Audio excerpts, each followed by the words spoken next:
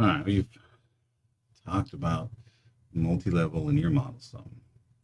And with that, we talked about what it means for data to be clustered, grouped. You got people's scores nested within individual respondents. You got students nested within classrooms. You can even have students nested within classrooms, nested within schools, nested within districts, nested within states. Right? You can have lots and lots of layers of nesting. And we started going through this popular.sav data set. We're predicting kids' self-declared popularity based on a number of predictors, like their extroversion, stuff like that. As we started to go through it, in the last video, we got as far as doing the first sort of two steps in testing a model. And one of those steps is a sort of pre-step to what you'll often find in like Tabachnik and Feidel's book, where they start off with a random intercept model. And I was like, well, we should go back, start with a fixed intercept model, add in the random intercepts, and then we can actually get our interclass correlation, see if a multi-level model is even worthwhile, even worth doing. Because if not, there's really no clustering. If there's no, if the interclass correlation is near zero or something, we don't really have to correct for it. And it's actually easier just to do multiple regression because it means that the clusters are all roughly the same. All right, so we got about that far. That's where the last one ended. I was sort of catching us up some. So we established that there was a substantial interclass correlation, about 36%, which means that there's a lot of varying across these clusters. And in this example, it's their classrooms.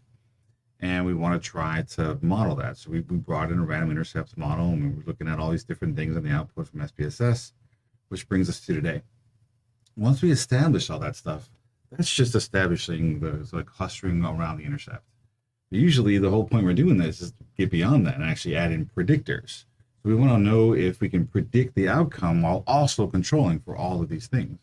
All right, so that's where we start today. All right, we're going to start adding in predictors, start figuring out how we can test different predictors in a multi-level linear model.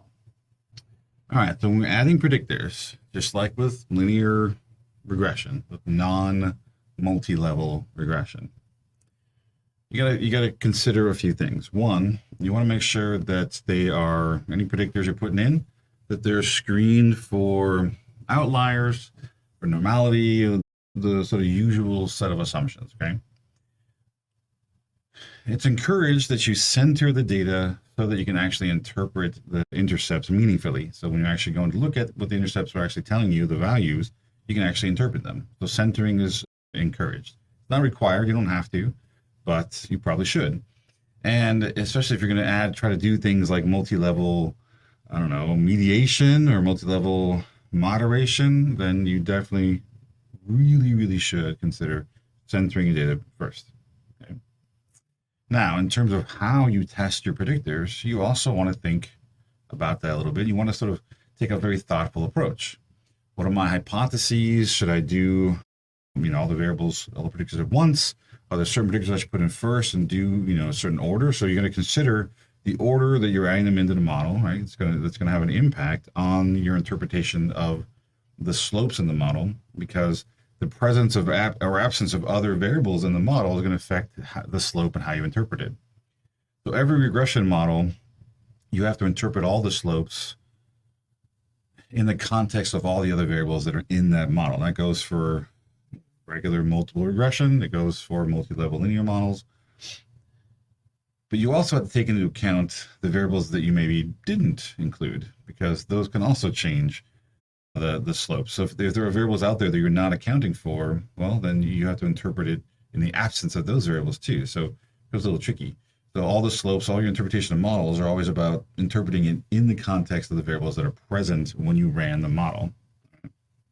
So this is nothing new. These are all the same kind of things you would consider for multiple regression, right?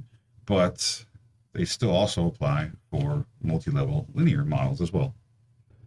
So once you establish that you have random intercepts, that's what we did before. So now we're sort of continuing from where I left off in the last video.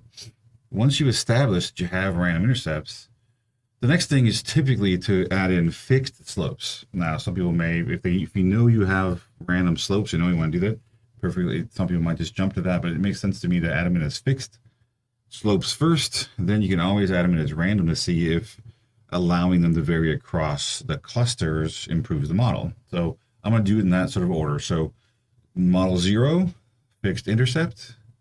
Model 1, random intercepts with no other predictors. And then model 2 is going to be adding in fixed predictors, fixed slope predictors. All right, so we're treating data as 2 levels because when we added in the random intercept, it was an improvement, and we actually saw that there was a substantial amount of interclass correlation, about 36%. So where every group gets their own intercept, but we're going to use a fixed slope, which means that every person, every individual respondent, everybody in this data set is going to get the same one slope. We're not allowing groups to differ. So there's no varying, there's no random slopes. It's just everyone gets one slope the way we would in a typical multiple regression. We're just assuming everyone has just one coefficient linking their extraversion, this B1, their extraversion score to their outcome, which is their popularity. All right, so everyone just gets the same one. We're just doing one fixed value for the slope, this B1. So notice at level 2, so level 1, you have the individual scores. This is the intercept value for it at the individual level, okay, but we're allowing everyone to have their own. Okay, so now so which means that they're going to vary across the group level, which in this case is class, right? That's why there's a J subscript, because we're allowing different intercepts across class. But this slope is there's just one. There's no subscript. It doesn't vary across anything. Okay, the error scores, their residuals are still the same. Everyone gets their own residual. It's just now we're honing in a little bit more on their actual score by including a predictor like extraversion beyond just allowing every group to have their own slope. I'm sorry, allowing every group to have their own intercepts. That's what this is doing here. So random intercepts, one fixed slope.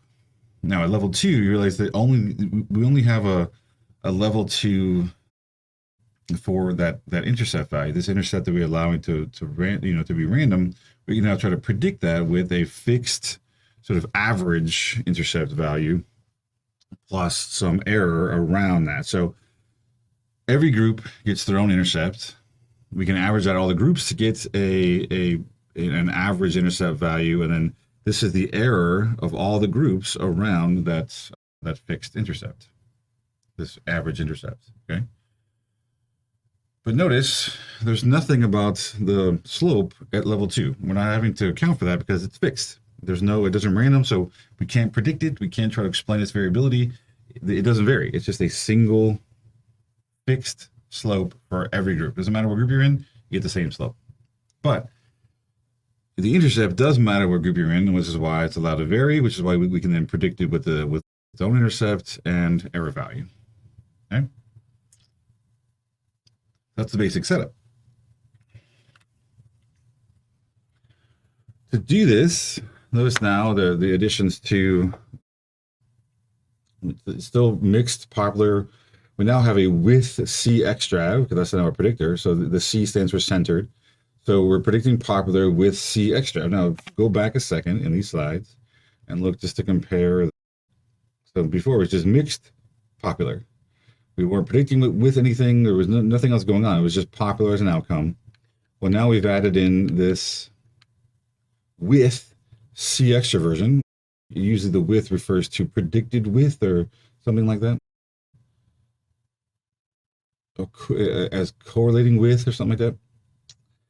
We have a line for fixed, which now C extra now is there, when before it was not. It was absent before here. There was actually nothing there, because the only thing fixed was the average intercept value. So now we have C extra as a fixed value here. It's still maximum likelihood. I'm putting the solution and the test code. Again, I'm not repeating the descriptives because it's the same thing.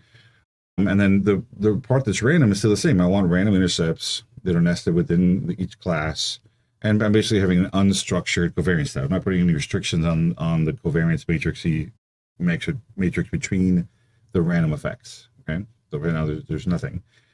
Because we only have one random effect, the intercept, really all we really have is just the variance of that. We don't really have any covariances or anything else. So the covariance matrix is actually pretty small. It's just the variance of the around the intercept value.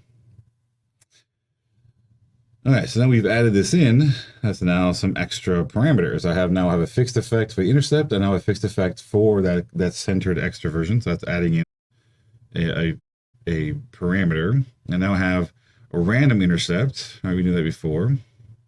I now have to account for the residual. Right, so I have 1, 2, 3, 4 parameters, where before I had 3. Look here, I had, I was doing the fixed intercept portion, the average value. I had the random portion, and I had the residual. Those are my 3 parameters. We're adding in a fixed effect for extroversion. I now have one more fixed effect for extroversion. Again, here are the log likelihood values that we can use to look at sort of improvement of the model. We can now look at up here, not only is it testing the intercepts, the intercept portion of it, asking is like the intercept different than 0. We're now actually getting a test for extroversion, like basically, is that different than 0? You can see a little better here. Maybe this is now the extroversion. This 0.486 is the fixed slope. All right, so as extroversion goes up a unit, we'd expect the self-rated popularity to go up, about a half a unit, about 0.5 or so, 0.486.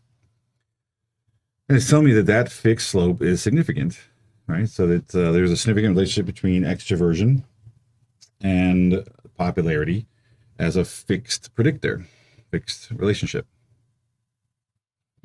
This is giving me this is now because it's fixed, I know I have I put random intercepts in here, but the fixed portion of this intercept, this is the average. So on average, kids are, if they have 0 extroversion, we put that in as a predictor, we'd expect them to have about 5 points of popularity. It's a self-rating. And then it goes up about a half a unit for every unit they increase in their extroversion. Here we have our residual error. This is the variance around the intercept. And this is the variance for the intercept, and this is now the error around that predicted value. You gotta go back 1 second, because now that this error includes both the variability in the intercept plus the prediction by extroversion, this now includes both. So there's now error variability. So it's how much their predicted score differs in their actual score. And you also have the variability of this U variability, which is how much groups differ away from their group level, or that their group level differs away from this mean level here. Right? So there's 2 different variances, one at the individual level for each person, and one across the groups compared to that fixed average intercept value. That's why you get these 2 here, where the residual is for each individual person, and the intercept then is the variance around the group intercepts around the average intercept. So let's look at those are. So this is the gamma 0, 0. Right, go back to our model for 1 second. I have gamma 0, 0, U 0J. Up here I got beta 0J, beta 1, and I got EIJ here. Okay, so let's look. That's my gamma 0, 0. It's the fixed average intercept. I have my beta 1, which is my slope. Down here I have the average residual for, across all people and all groups. And then down here I have, this is my variance of that U0J, or you can think of this as, this is my tau 0, 0. It's the variance of my random intercept portion. Okay. So this ends up being, fairly straightforward because we're adding a fixed effect. It's just basically assuming everyone has the same relationship, but we don't have to assume that. So this is assuming that everyone has the same value. But the whole point of this is, well, we're saying that maybe these things differ across different groups and things, so we can actually test for a more complex relationship between variables. first, before we get on to moving, to something else, we want to know, is adding in that fixed effect. So we saw in the output that the fixed effect was significant. That's one way we can tell. Is adding in extroversion as a fixed predictor, a fixed slope predictor, is it doing something? Well, okay, it's significantly predicting. So that's one piece of information we can use to decide. I can also relook at the interclass correlation, even though doing this is a bit confusing because the values here get a little strange. Once you start adding stuff in here, how to interpret this gets a little odd. But remember before, the value was like 0.361 when we first did it with just the intercept value. Go back a second. 0.362 when we're looking at with just the tau 00 and the error, the residual variance. We figured out that about 36%. All right, well, adding in this fixed predictor somehow increases the interclass correlation. But again, that's sort of hard to interpret. Better yet, it's actually better. So oftentimes people don't compute the interclass correlation again beyond the first step that we did, just to look at what the interclass correlation is and should we be including the level model. But here it is again, but again, hard to interpret what that means. I can actually I can compute a chi-square using the log likelihood values. So if we go back a step, this -2 log likelihood, it's a more complicated model. We added in a predictor, so it's the more complex one. It's 5823.776, 5823.776.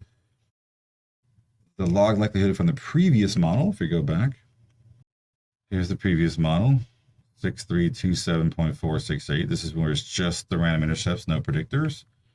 And we can actually compare them because adding in the fixed slope is nested within the model that had just the random intercepts. We can actually compare them to one another. We can subtract, and we can take the parameters of the two models, right? So our new, more complex model has 4 parameters. The last one had 3, so it's a change of 1 degree of freedom. We can look up chi-square in a chi-square table with like 1 degree of freedom at like 0.05 or whatever value you want. And the number is 3.841. So 503 is definitely bigger than 3.841. So model 2 is better than model 1. It's actually doing a better job predicting. So we're able to actually do a better job at predicting their scores. That tells us based on the fact that the slope is significant, but also that it's a significant improvement in the log likelihood of the model. We can also just look at, well, comparing model 1 to model 2, the Akaike information criteria or the Bayes or any of those is going down. So as they go down, it's telling us that it's actually it's a better fitting model as the number gets smaller.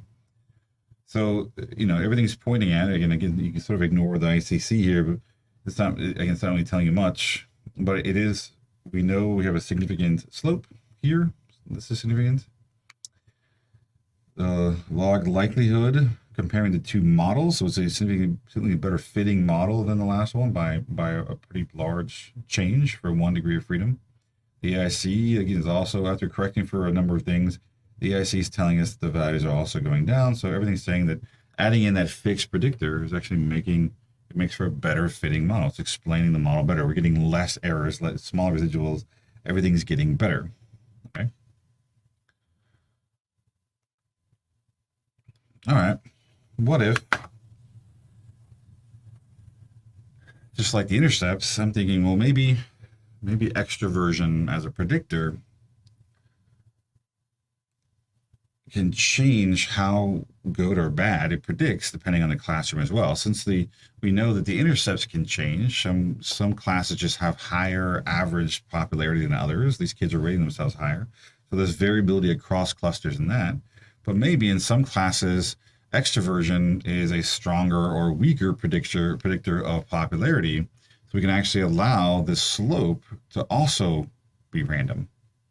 So this is the random intercepts random slopes model. So now every group gets their own slope and their own intercepts.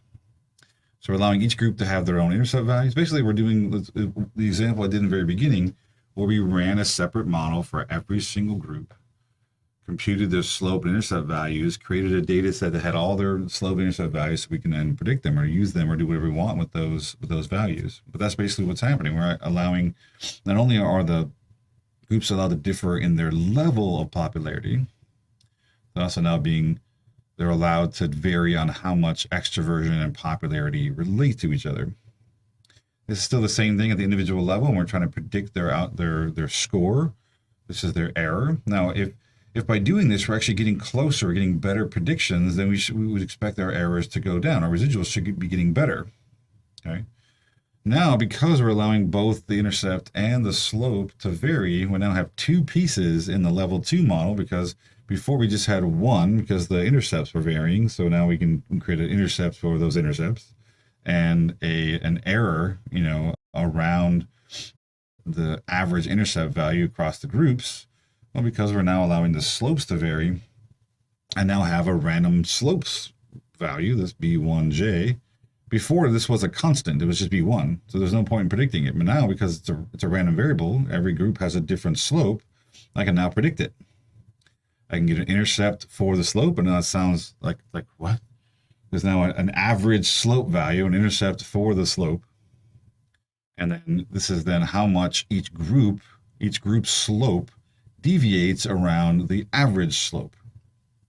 So this is now a fixed average slope. And then every group can then vary away from that average, so we can capture that variance in this U1J to see how much do the groups actually vary away from the average slope that we can compute from all the random slopes we're allowing the groups to have. Okay.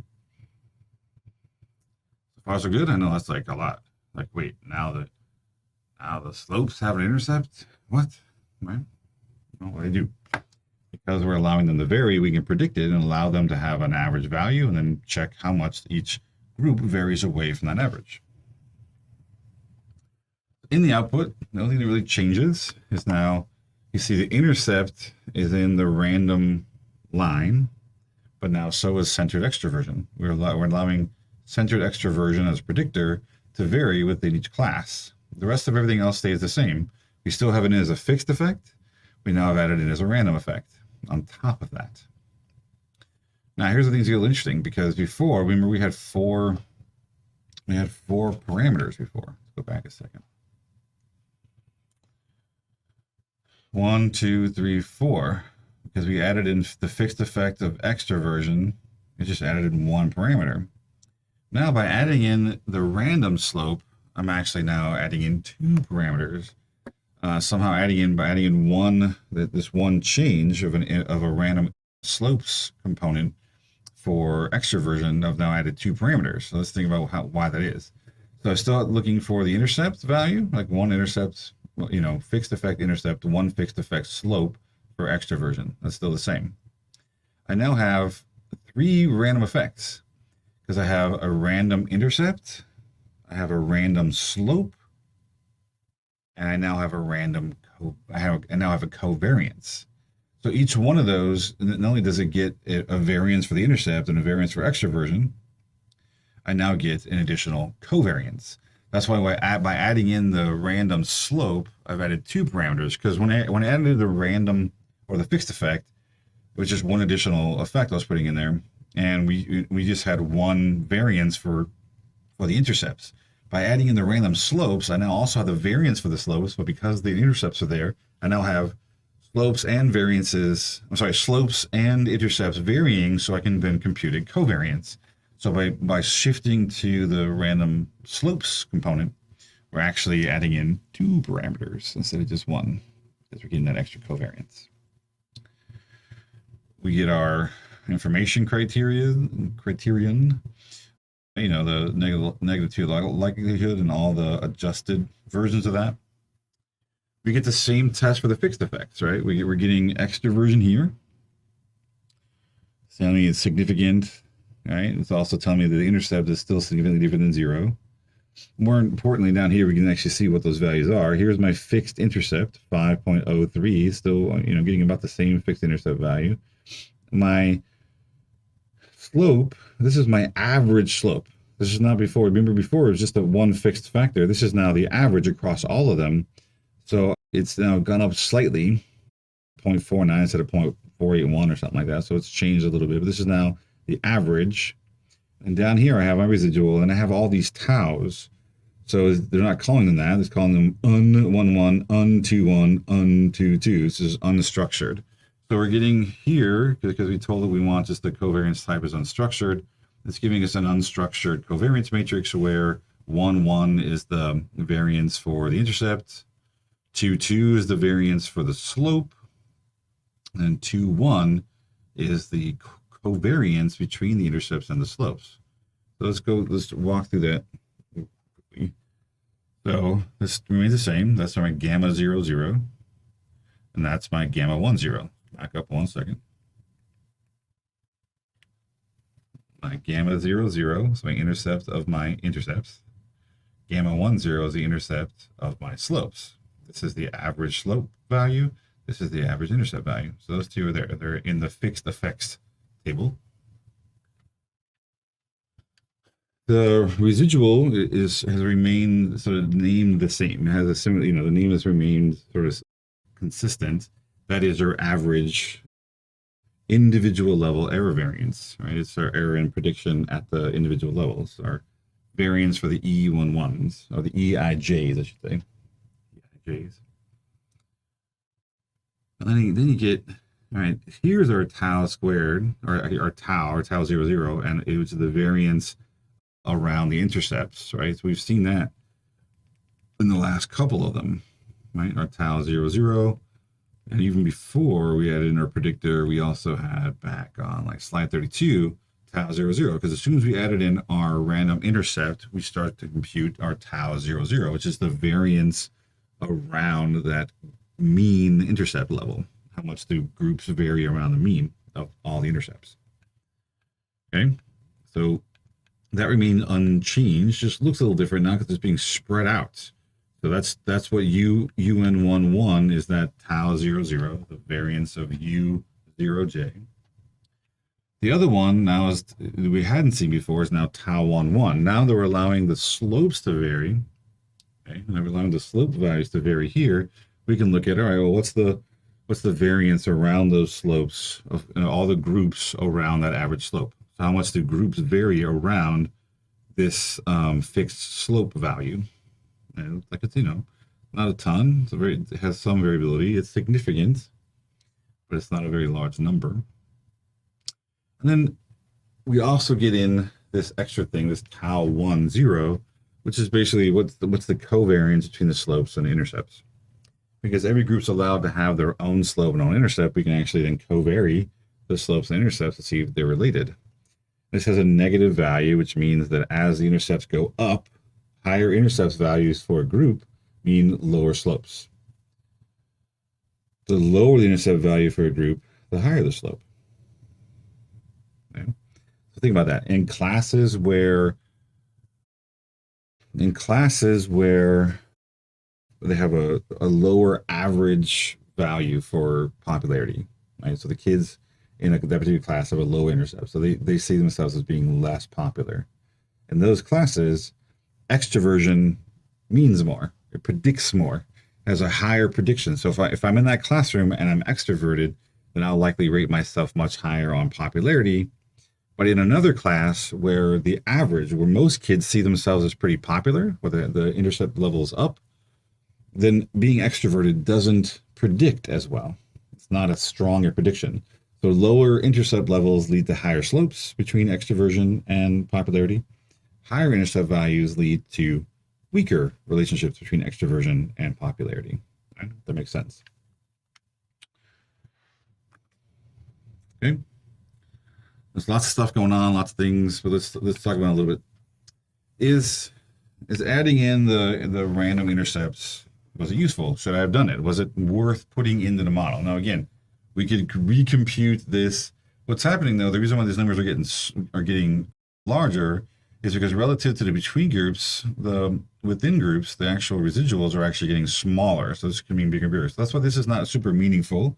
I just included it here, but really the first ICC is the one that tells you sort of how much interclass correlation there is, how much clustering there is. These are now just there. I just included them here for completeness, but it's not really useful. What is more useful is this.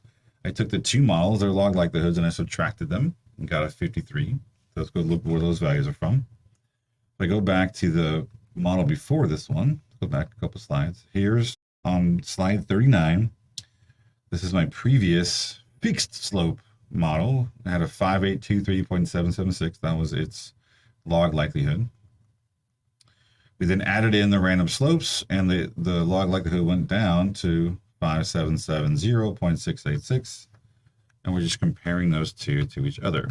Okay, so just subtracting those numbers, getting 53.09.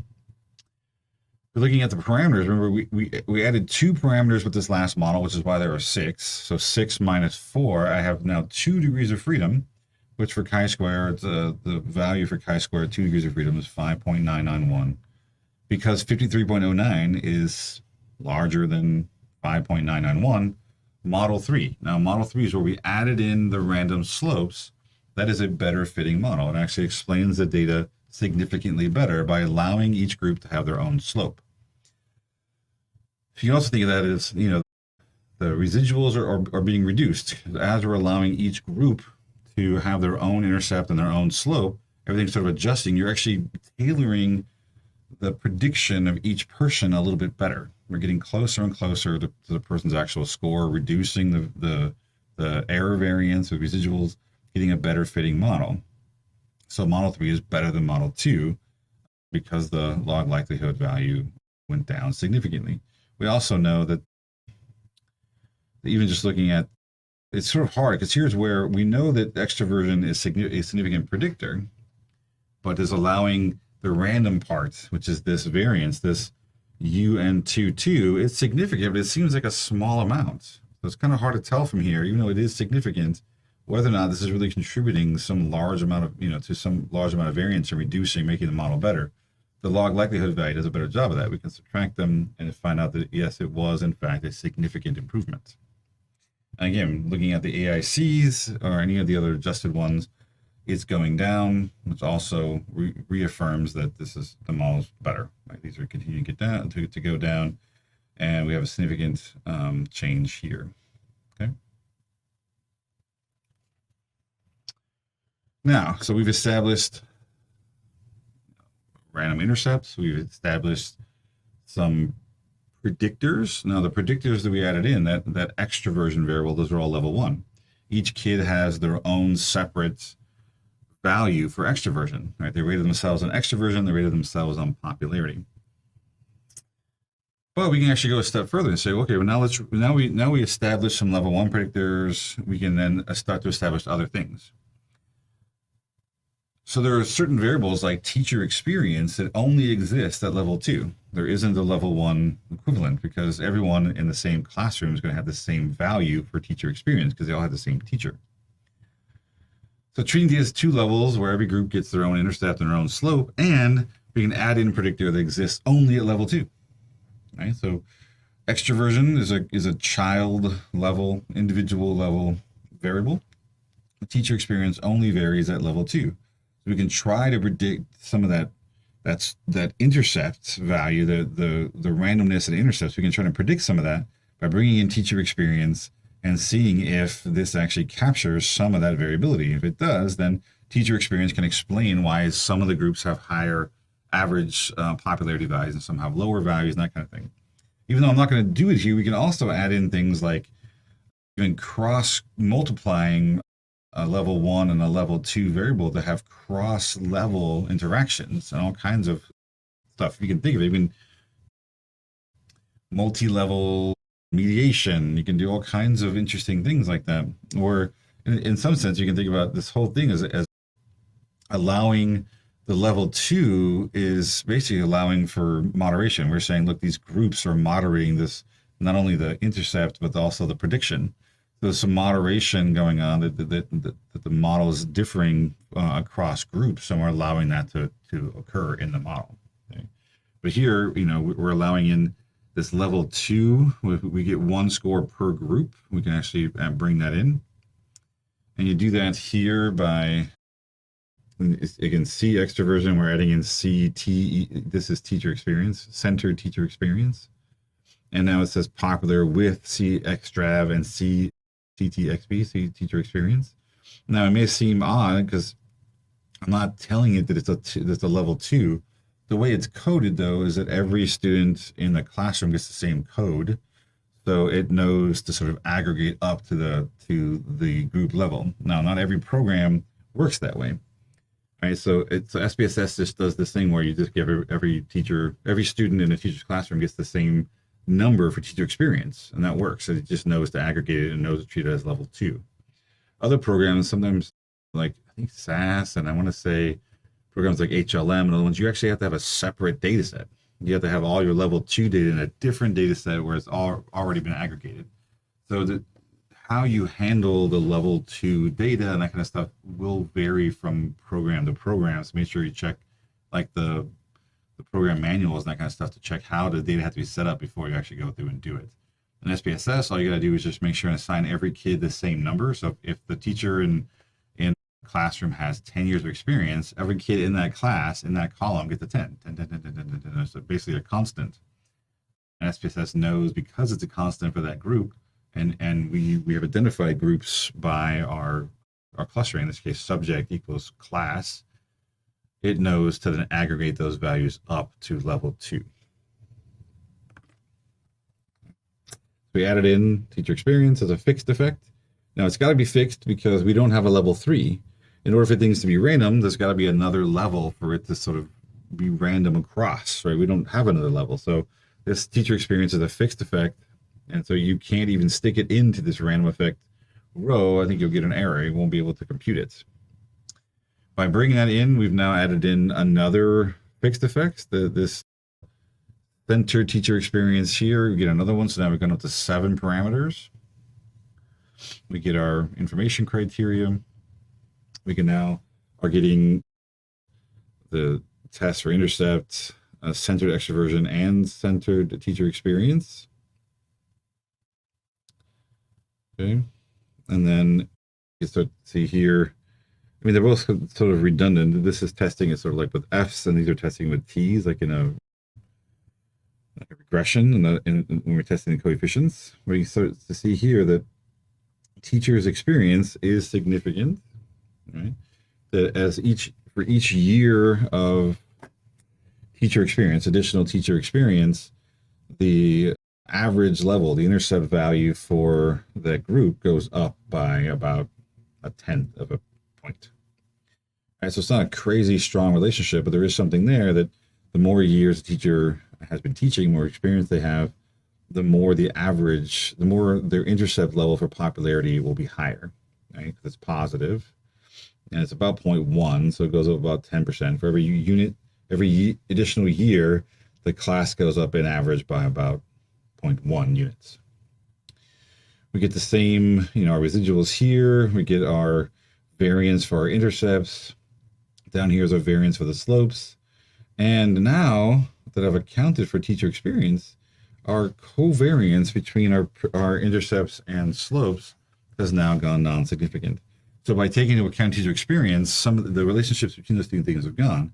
Because teacher experience really explains some of the variability between intercepts, by taking that out, by explaining that away, by bringing in the teacher experience variable, it no longer has enough variability to share with the intercepts anymore. So it goes non-significant. Just to sort of label them out, here's our gamma 0, 0. Here's our gamma 1, 0. And now we call this gamma 0, 1. Let's go back a second. All right, gamma 0, 0, gamma 1, 0. And now I have a gamma 0, 1. This is now my level 2 slope relating teacher experience to the variability in intercepts. Now you notice I didn't put it here. I could have also wanted to see if teacher experience explains some of the differences in slope. I could have also put this here, and it's perfectly logical. I just didn't. My interest was I wanted to see if this actually helped to explain why there was differences in level, and did not test it for differences in slope, but you could. Right, you can put it here and see if teacher experience explains the variability in the slopes across groups. I just did not do it, but you can. All right, those 3 values. We also have the average error variance. And then we have our tau 0, 0 is the variance of the intercepts, the tau 1, 1, the variance of the slopes, And then here's our tau 10, which is the covariance of the slopes and intercepts, which is now non-significant compared to the last slide. All right, we can look at the degree to which this improved things. Did adding in teacher experience make the model better? Well, going back again, we can go to the model before this without teacher experience, and it had a log likelihood of 5770.686 here. When we added in teacher experience, it went down to 5733.028. You can start to see that the changes are not as large as they were before, but as we see when you subtract them out, it's still 37.658 is the amount of units that it was reduced by including in teacher experience. There were 7 parameters in our new model, 6 in the last model. Subtracting, we get 1 degree of freedom. Actually, it says 2 here, but it should be 1. Okay, this is I think just held over from the last one. This is not 2.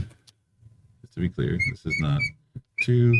This should be 1 degree of freedom. Is 3.841, which is the correct number. Just degrees of freedom wrong. And because that 37.658 is definitely larger than 3.841, this is a significant model improvement by adding in teacher experience.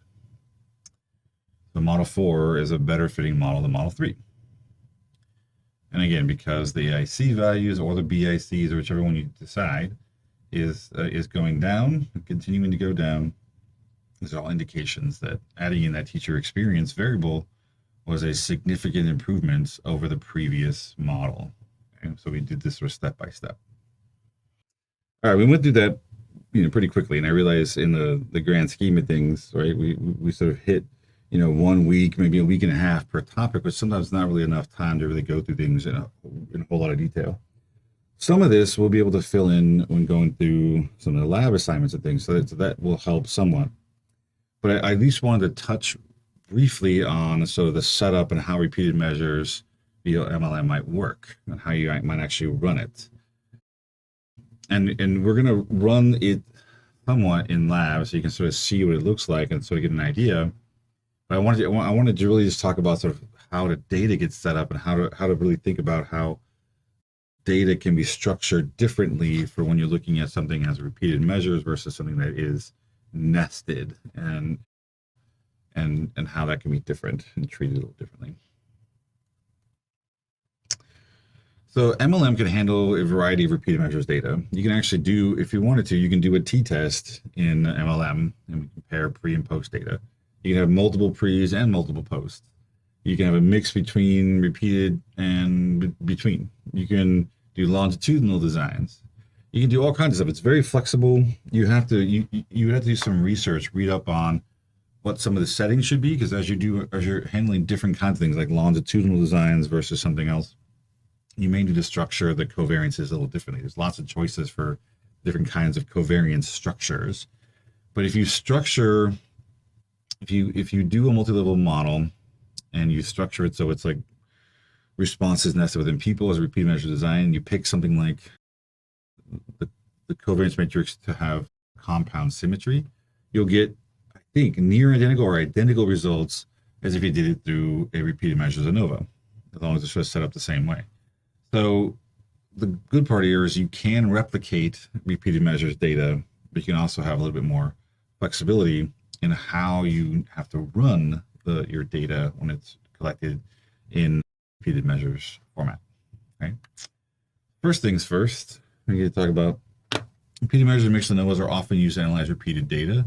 Right, a large chunk of Psy524 was talking about how to do repeated measures ANOVA or how to do a mixed ANOVA. They're pretty simple in terms of doing a repeated measures ANOVA or something like that. And you probably even did some of it by hand.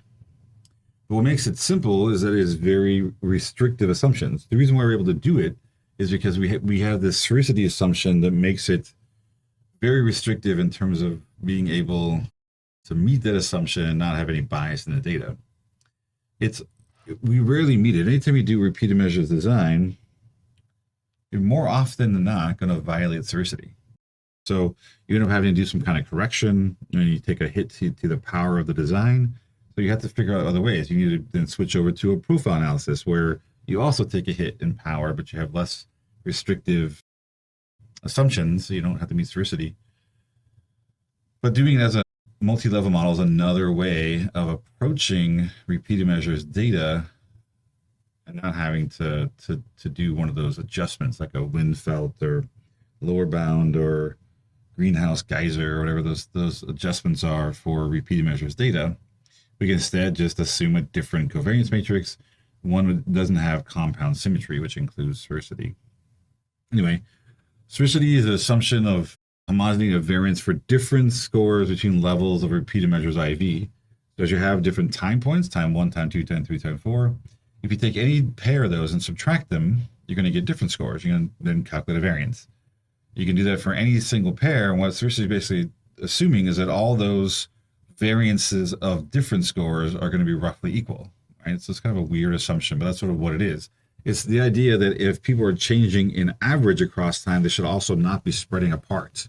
You should not. It's like almost like heteroscedasticity combined with time when you have a repeated measure design. So if you want to interpret change in mean, then other things like the variances and stuff should remain pretty stable. That's what sphericities are testing for. Often violated because levels closer in time are going to be more related. They're going to have higher, going to be more related to each other, have smaller differences. And their variabilities are going to be much smaller. As time goes on, you get larger time periods in between time points, then the data is going to drift more. They're not going to be as related. Then when you subtract them, you're going to get a lot more spread across the participants. This is related to compound symmetry. It's a combination of homogeneity of variance and covariance that's tested for repeated measure designs. And it's oftentimes what's assumed when you're doing a repeated measures ANOVA or something like that. And it gets tested out with the sphericity assumption, or sphericity test. It's like Mach-Lee's test of sphericity. But again, almost like every time you go to do it, it's going to come out significant. Especially if you have just more than 2 time points, you're likely violated most of the time. Multi-level models are more flexible in how you can handle the data and what assumptions you're making about the variances and covariances. This is nice, but it comes in a much higher computational cost, right? So we have to do this stuff through maximum likelihood. So it's it doesn't really make a difference to you, the user of like SPSS, whether or not it's taking more or less computational power. It may take a little longer to run, but nowadays we're talking about differences in milliseconds probably than in hours, like it used to be a long time ago. We're trying to run these more complicated designs. You can analyze data with the same assumptions as a repeated measure ANOVA and get the same results on the same assumptions.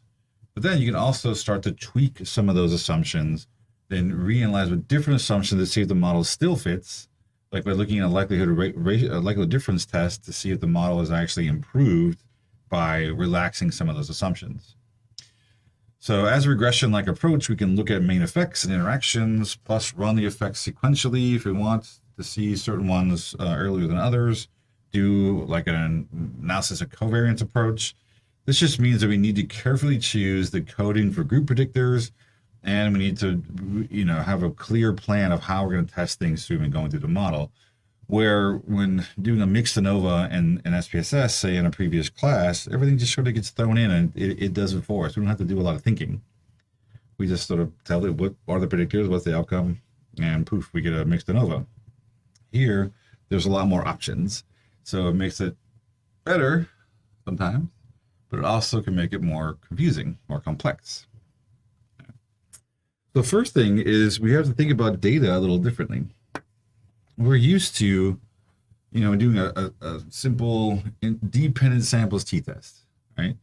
In SPSS or SAS or the programs in which you have, these spreadsheets of interfaces, they usually assume that each one of these, the 1, 2, 3, 4, 5, each one of these is a separate person, separate respondent. So when it sees 2 numbers like this, it's seeing this as this is participant number 1. These are both their scores, and we just labeled it. This is the pre and that's the post. This is what's called a wide format. And wide format is what is like the default in most programs where participant scores go from left to right. So each score a participant has just keeps being put into a new column on a new variable and keep going to the right. So it becomes wider. Well, for MLM data, we need to think about data to be in long format instead. So instead of thinking about participant number one having scores or pre and post here, we actually now have that same person. This is subject number one. He or she is now in two different rows. And the first one's at time one, second one's at time two, and this is their scores, the time one score, time two score. So it's in long format now. The numbers are going down. Each participant now has multiple rows. So in wide format, every participant has one row. That's the rule. You can't have a person go on to more than one rows. That's confusing. It's like one row per person. Here, it's going to be one row per response, not respondent, but response. So because this person has two responses, a pre and a post, we're going to give them the same ID in both rows. We're going to then code the time. This is time one, this is time two. We're going to go to the second person. Second person has an ID of 2. This is their first time, the second time, and this is their score for the first time, score for the second time. All right, so this becomes long format. We're able to code which, the change across time as its own variable. And that's why we're able to then take something like time and predict IQ with it, right? Because we have it as a predictor and as an outcome all together like that, so we can actually then do something like look at a fixed intercept or a random intercept that can allow each person to have their own intercept between time and IQ. So going to long format is what allows us to sort of start to estimate this as a regression and be able to then separate out the different levels and to allow for random intercepts or random slopes. So if you have multiple pre's and multiple posts, like this is like the ANOVA 4 example where you have, here's the gender of the first person. They had a score of 60 time 1, 69 time 2, 62 time 3, 64 time 4. This is all before, I'm assuming before is before some kind of intervention. The intervention occurred here. Now they have 1, 2, 3, 4 after ones. This time 1 after, time 2 after, and looking at this sort of change across time after some sort of intervention, before and after. Well, again, because this is participant number 1, right, they're going to get an ID of 1 for every time they have a response. So because they have 1, and then there's 8 responses here, 9 if you include gender, we're going to include 9 different rows for that one person.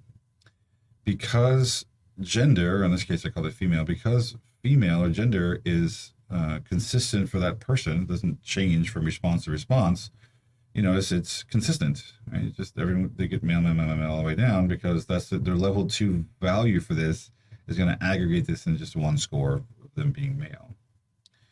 Now here's their before and after scores. And then we're just coding that that's time 1, time 2, time 3, time 4, before, time 1, time 2, time 3, time 4, after. And we may want to see some kind of interaction between pre and post intervention and the time. And then there's the actual score. There's their 8 scores there. Okay. I think I said there was 9 rows. There's not, because gender was handled as a level 2 variable. It gets its own thing. And then there's the 8 responses here, going from before 1 all the way to after 4. So it's just 8 for each person, because gender is here. Okay. We do the same thing for the second person. They would have, second person is going to be all male again. They're going to have, they're going to be coded the same before, after, and time 1 through 4 is both, but now they're just going to have 80, 69, and 76 in this column here. 80, 69, 76, 79. Right? So just switching it from, this is wide format that we're sort of used to and doing ANOVAs and stuff, especially in classes like 485. We're switching that over to doing a long format when we're trying to look at things like clustering and scores nested within people. We would have to set it up this way to run it. Though we can actually look at, does time predict the DV? Is there a time by interaction when we're predicting the DV? Is gender as a level 2, as a person level variable predict the DV or changes in the DV. We start to do that, but it's got to be set up this way for us to approach it like a regression, especially a multi-level model type regression. This is from a data set that's LSA, like the longitudinal study of American youth, where the first person male, they get a bunch of males, right, for the first person. Okay, that's a level 2 variable. It's just going to repeat. Then they're in math 7, 8, 9, 10, 11, 12, and really that's the year, the grade they're in. So it's 7th grade, 8th grade, 9th grade. So we can create a variable that's for year, and they're really in 7th, 8th, 9th, 10th, right, all the time. We can then have a math, their math score here. I'm not sure actually why I repeated year and time, but you can call either way you like, or it's the same difference. You don't need to have both of these because they're really doing the same thing. But you then take year and predict math with it to see if there's a trend across these variables. Each person could have their own slope and their own intercept, and we can then look across and see if there's clustering differences across across people when looking at the relationship between year and their math score. We can look at this cross level interactions between gender and year and all kinds of stuff, and all by just switching it out from wide format to long. It allows us that a lot more flexibility to how we can test all this in a multi-level model.